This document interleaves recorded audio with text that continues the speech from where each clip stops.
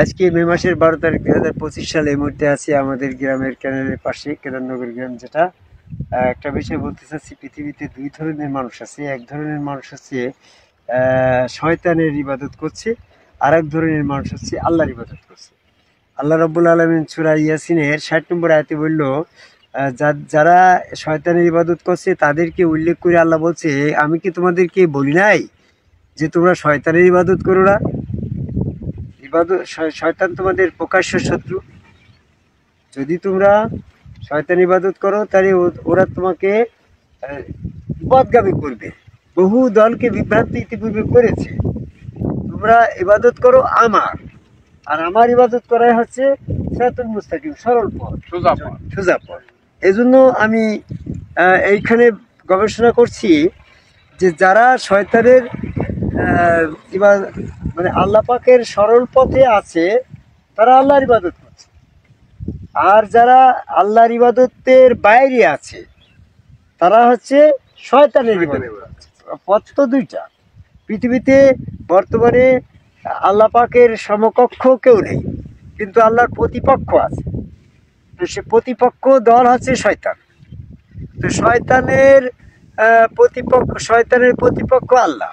আমি যখন আল্লাহ পাকের ইবাদতকে খুঁজে বের করে নেব, আল্লাহ পাকের সিরাতুল মুস্তাকিমকে খুঁজে বের করে নেব, তাহলে বাকি যেটা থাকছে সেখানে যারা পড়ে থাকলো, সেখানে যারা ইবাদত করলো, তারা শয়তানের ইবাদত করছে গো।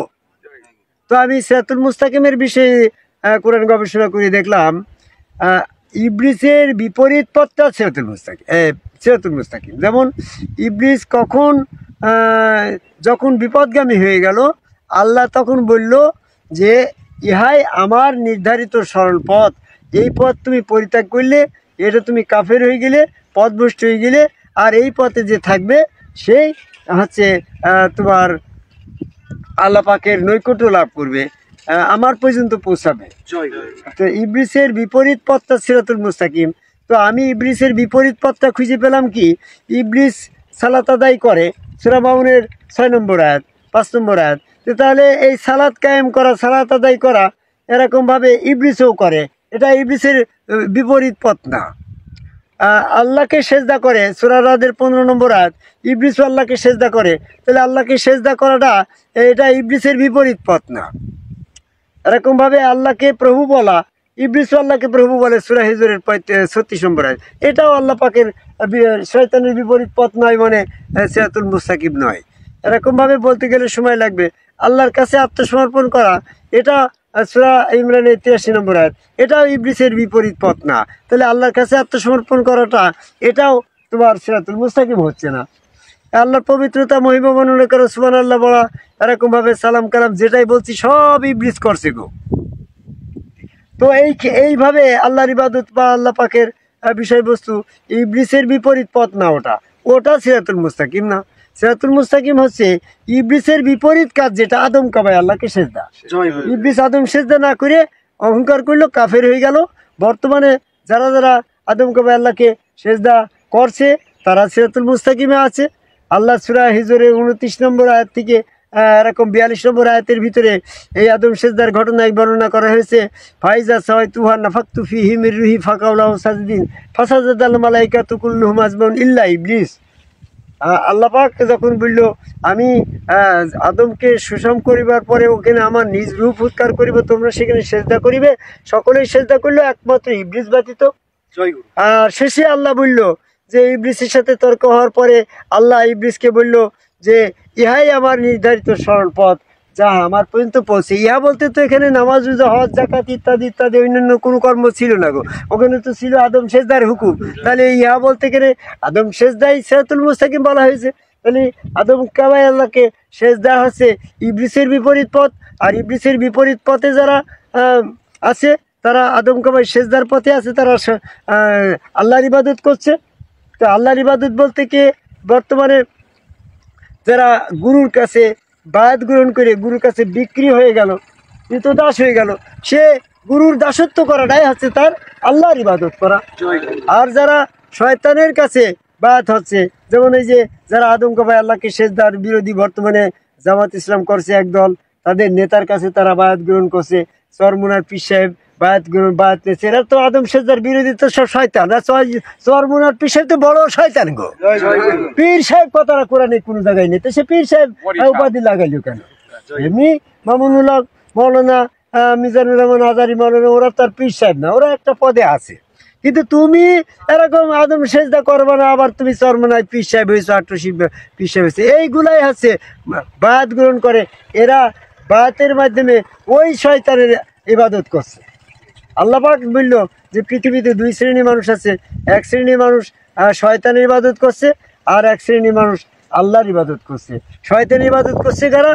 যারা আদম কাবায় সেজদা করে না অথচ ধর্মে প্রচার করছে, যেমন জামাত ইসলাম, চরমুনার, ফুরফুরা, মানিকগঞ্জ, আট্টশি, দেওয়ানবাগ, হিজবুত তাহির, এরকম কাদিয়ানি, তোমার হেফাজত ইসলাম, টুপি পাগড়ি, জুব্বাধারা, মোসকাটা, পাঁচ ওয়াক্ত জুমা জামাতধারী, এরা কিন্তু মূর্তি পূজা করছে না, এরা কিন্তু শিরক করছে না।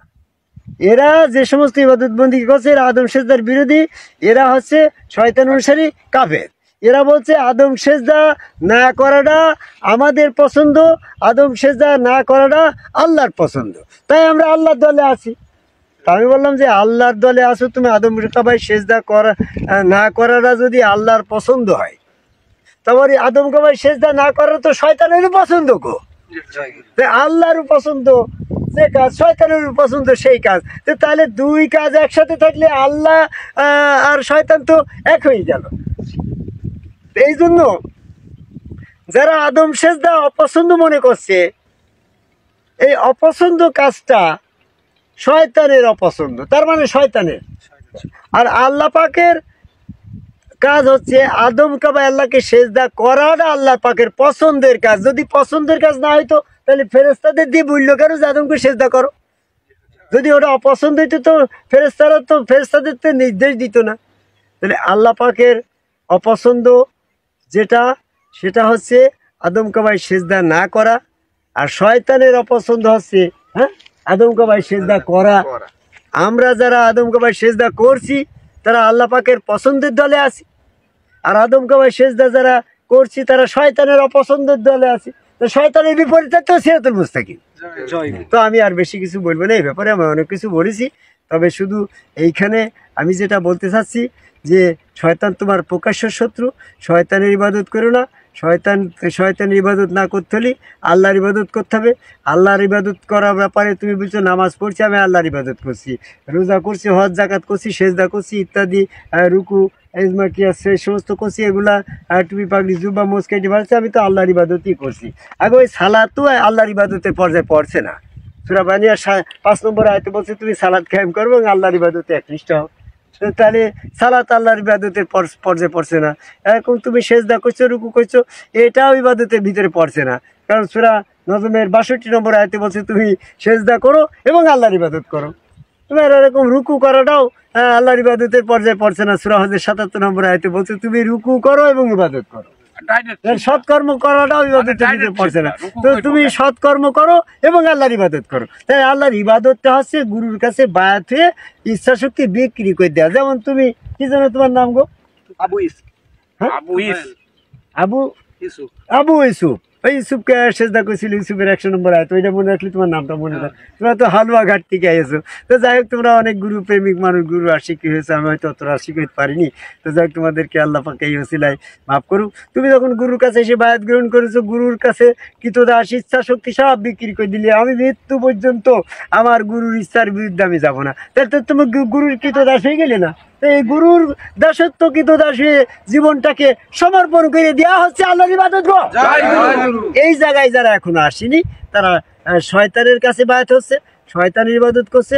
শয়তানের ইবাদতের পথ থেকে বেরিয়ে এসে আদম কাবাই আল্লাহকে সেজদা করে এরকম একজন সম্যকগুরু যার রিসালত দেওয়া হচ্ছে সেই রসুলের কাছে বায়াত গ্রহণ করে নিজের ইচ্ছা শক্তি সম্পূর্ণ সেখানে সমর্পণ করে দিয়ে আজীবন সেখানে দাসত্ব করার মাধ্যম দিয়েই আল্লাহর ইবাদত করতে হবে।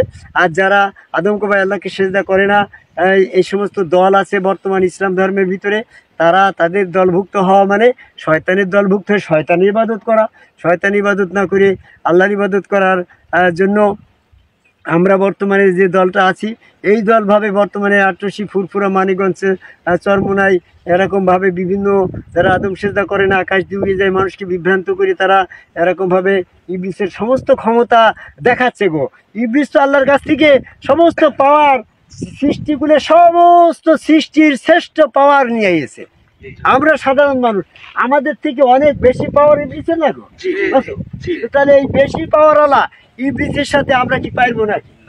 ওই বেশি পাওয়ারওয়ালা আটরশি, চরমোনার পীর সাহেবের কাছে যাবো, তোমার আকাশ দিয়ে উড়ে দেবে, তাল গাছে বেল ধরাবে, এগুলো তো শয়তানি কৌশল। শয়তানি কৌশল তো তোমার একজন রসুলের কাছে পাবা। রসুল তো তোমার কোরআন মোতাবেক আল্লাহ পাকের বাণী তোমাকে শিক্ষা দিবে। তো ওই জন্য বলছি শয়তানের পাওয়ার, বেশি পাওয়ার, শয়তানের ইবাদত করো না, আল্লাহর ইবাদত করো। এরকম তোমাদেরকে বিভ্রান্ত করছে যে ওই শয়তানের দল আছে হাসিবুলির দল, মৌসাল্লার দল, মৌস রাখা হারাম, এরকমভাবে আদম সেজদা হারাম, বাদ্যযন্ত্র হারাম, যত রকমের হারাম কাজ হচ্ছে সব হাসিবুলির ভিতরে, ওরা আদম সেজদার দল। এরকমভাবে বিভ্রান্তি করছে বহু দলকে, শয়তান ইতিপূর্বে অনেক দলকে এই সমস্ত আদম সেজদার হারাম বুলিয়ে, অনেক সেরেক বুলিয়ে অনেক বিভ্রান্ত ছড়িয়েছে। সূরা ইয়াসিনের 62 নম্বর আয়াত দেখো।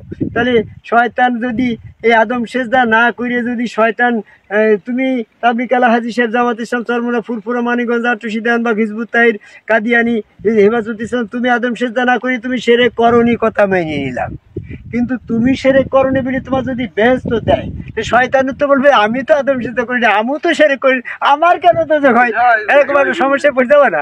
এই জন্য বলবে ও তোমার সেরেক বেসেরেকের কথা না, আদম সেজদা করিনি তারে দাও দোজকে, আর যে করিয়েছে তার দাও বেশ, হিসাব তো এই জায়গায়। তো সেরেক তো হবে না, কারণ আমি তো আদমকে সেজদা করছি, আদম হচ্ছে কেবলা, সেজদা করছি আল্লাহকে। আদমকে আমি সেজদা করা নাই, সিরাতুল মুস্তাকিম এই পথে যারা আসে নাই, অথচ আজান শুনে মসজিদে দৌড় দিচ্ছে, এরা হচ্ছে শয়তানের পিছনে যাই কাতার ধরছে, শয়তানের ইবাদত করছে। আজান আকামতের সাথে গুরুকে বাদ দিয়ে শয়তানের দলে যে কাতার ধরে আল্লাহ আকবার বলে যে সেখানে দাঁড়াচ্ছে, তো শয়তানের সাথে সমর্থন হচ্ছে। আমরা জয় গুরু বলি আর ওরা আল্লাহ আকবার বলে, তা আল্লাহ আকবার তো শয়তান বলে, জয় গুরু শয়তান বলে, তার জয় গুরু বলাটাই হচ্ছে আল্লাহর দলের কাজ। আর আল্লাহ আকবার বলে এই কাতারে নামাজে দাঁড়ানো হচ্ছে শয়তানের স্বভাব। এই শয়তানের স্বভাব যারা করছে, শয়তান ইবাদত পরিত্যাগ করে আল্লাহর ইবাদত করা আহ্বান করে আমার কথা শেষ করি। জয় গুরু।